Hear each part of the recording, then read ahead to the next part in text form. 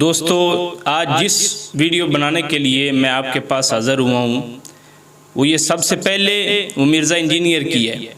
Mirza engineer کے متعلق یہ بات ابھی ایک تازہ واقعہ ہے۔ سب سے پہلے تو یہ آپ اس کا کلپ سماعت کریں۔ جناب امیر معاویہ مسجد کے ساتھ ایک کمرہ تھا مقصورہ، وہیں پہ نماز پڑھا کرتے تھے، جبکہ مولا علی علیہ السلام درویشوں کی طرح مسجد میں چلے گئے اور مرڈر کر دیا گیا۔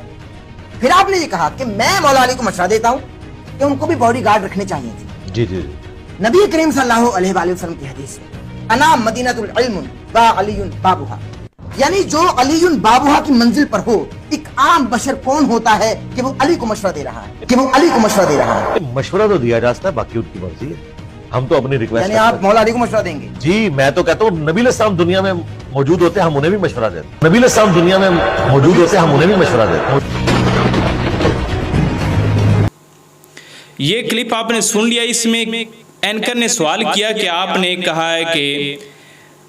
مرزا کو یہ بات اینکر نے کی کہ تم نے کہا ہے کہ اگر میں مولا علی پاک کے دور میں ہوتا تو میں ان کو مشورہ دیتا، تو اس نے کہا یہ کون سی بڑی بات ہے،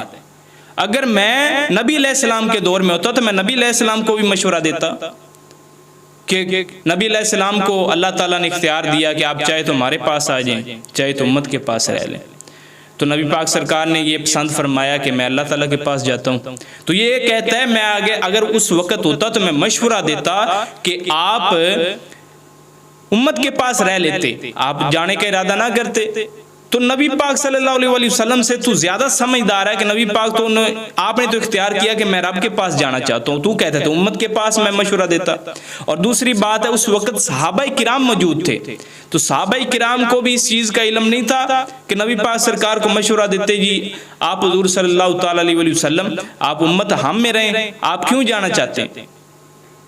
تو یہ آج صحابہ سے بڑھتر کر دعویٰ کرنا شروع کر دیا، نبی پاک سرکار کے اختیار کو جو آپ نے پسند فرمائی ہے، اس پسند کی ہوئی چیز کو یہ کہتا ہے کہ میں اگر ہوتا تو میں یہ مشورہ دیتا۔ تمہاری اوقات کیا ہے؟ گٹر کے گندے کیڑے ہو تم تو کہ نبی پاک سرکار کو تم جیسا بندہ مشورہ دے۔ نعوذ باللہ من ذالک، اللہ تعالیٰ بچائے اس مرزا کی گندی حرکات سے اور گندے عقیدے سے کہ جو نہ صحابہ کرام کو چھوڑتا ہے اور نہ نبی پاک سرکار کو۔ اللہ تعالیٰ اس طرح کے پلمبر کے